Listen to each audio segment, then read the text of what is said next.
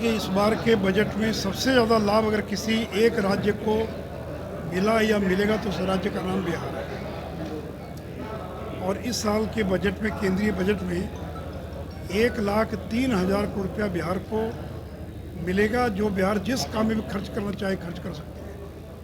तो केंद्रीय करों में हिस्से के रूप में बिहार को 1,03,000 करोड़ रुपया मिलेगा। एक बहुत बड़ी राशि है।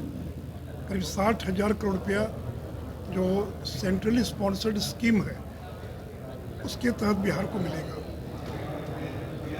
इसके अलावा करीब 13,000 करोड़ रुपये का ऋण कर्ज मिलेगा बिहार को, जिस पर कोई ब्याज नहीं लगेगा, और जो 50 साल में बिहार को वापस करना है। और जो प्रधानमंत्री आवास योजना है, जिसमें अभी तक 23 लाख मकान बिहार में बन चुके हैं, उस योजना के तहत सर्वाधिक बिहार को मिलेगा मकान बनाने के लिए, क्योंकि बिहार गरीब और पिछड़ा राज्य है।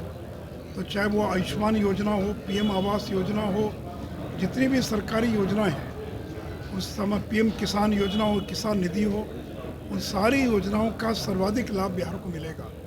तो मैं नरेंद्र मोदी जी को धन्यवाद देना चाहूँगा कि इन्होंने पहले 1.5 लाख करोड़ का पैकेज की घोषणा की थी, उस पर तो काम चल ही रहा है।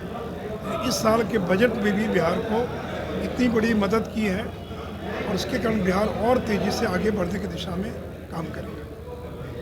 सर, कुमार का यानी कार्यक्रम होने वाला है, सभी जो दल है एकजुट होने वाले हैं, क्या ये वो एकजुट होकर क्या करेंगे? कि कुर्नी के उपचुनाव में भी तो सारे दल एकजुट थे, फिर भी वो चुनाव नहीं जीत पाए। तो हम लोग तो अकेले पर्याप्त हैं उनका महागठबंधन का मुकाबला करने के लिए। और देखिए, पूर्णिया की जो रैली हो रही है वो बीजेपी को चुनौती नहीं है, वो चुनौती है ओवैसी की पार्टी, क्योंकि पूर्वांचल के इलाके में मुस्लिम वोटर बहुत बड़ी संख्या में है। और पिछले बार वो मुस्लिम मतदाता, उन लोगों ने बड़ी संख्या में एमआईएम को वोट दे दिया। ये लोग घबराए हुए, तो मुस्लिम मतदाताओं को एकजुट करने के लिए रैली की जा रही है। और इतना ही नहीं, तो देखिए, जानबूझकर कांग्रेस की उपेक्षा की जा रही है। ये जो रैली हो रही है, आज ही रायपुर में कांग्रेस का अधिवेशन प्रारंभ हो गया। तो 3 त्रिदिवसीय अधिवेशन है कांग्रेस का रायपुर में, तो उनके कोई बड़े नेता शामिल नहीं हो पाएंगे। अरे भाई, आज के आपने क्यों रखा 25, अब बाद में रखते किसी डेट में, ताकि कांग्रेस के बड़े नेता शामिल हो सकते थे। तो जानबूझकर कांग्रेस ने चूँकि नीतीश कुमार की उपेक्षा की, जब वो सोनिया जी से लालू साहब मिलने गए तो 5 मिनट में ही निपटा दिया, दरवाजे तक छोड़ने नहीं आई, प्रेस में भी साथ में नहीं थी। उससे नाराज होकर नीतीश जी भारत जोड़ो यात्रा में कहीं गए नहीं।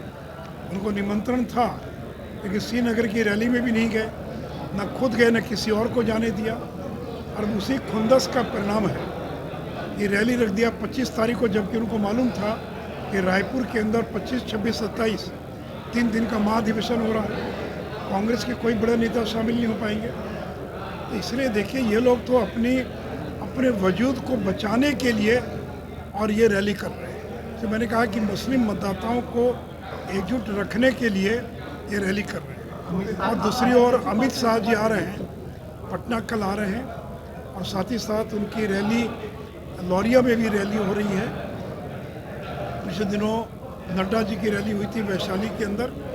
तो कल सुबह में 11 बजे लौरिया, और फिर 4 बजे पटना के बापू सभागार में स्वामी सहजानंद सरस्वती जी के जन्मदिन के उपलक्ष्य में, सप्ताह मनाया जाए उस उपलक्ष्य में उनका भाषण होगा। और देखिए, जितनी भीड़ हम लोगों ने जुटाई थी वहाँ पर पूर्णिया में, उसका आधा भीड़ भी ये लोग पूर्णिया में नहीं जुटा पाएंगे। तो इसलिए देखिए, इनको डर है कि नरेंद्र मोदी के लोग बार बार आ रहे हैं, अमित शाह 2 बार क्यों आ गए, नड्डा जी क्यों आ गए। हम लोग तो हर महीने आएंगे, हर महीने कोई ना कोई रैली करेंगे चुनाव तक। और अब हमारी ताकत जिससे धीरे धीरे बढ़ रही है, और भी कुछ लोग हमारे साथ जुड़ेंगे। उपेंद्र कुशवाहा जी ने भी नरेंद्र मोदी के पक्ष में बयान दिया है, दे दिया। यानी मुझे पता नहीं कि वो बीजेपी एनडीए में आएंगे कि नहीं आएंगे, लेकिन उन्होंने नरेंद्र मोदी के पक्ष में बयान दिया है। हम तो जब अकेले थे तो 7 दलों को पसीना छुड़ा दिया हम लोग, हम गोपालगंज जीते, हम कुर्नी जीते और बगल के पटना के बगल के मोकामा में भी 64,000 वोट लाए। तो इसीलिए बिहार में बीजेपी का कोई मुकाबला नहीं है। 2024 के चुनाव में एक भी सीट हम महागठबंधन को बिहार में जीतने नहीं देंगे। तो महागठबंधन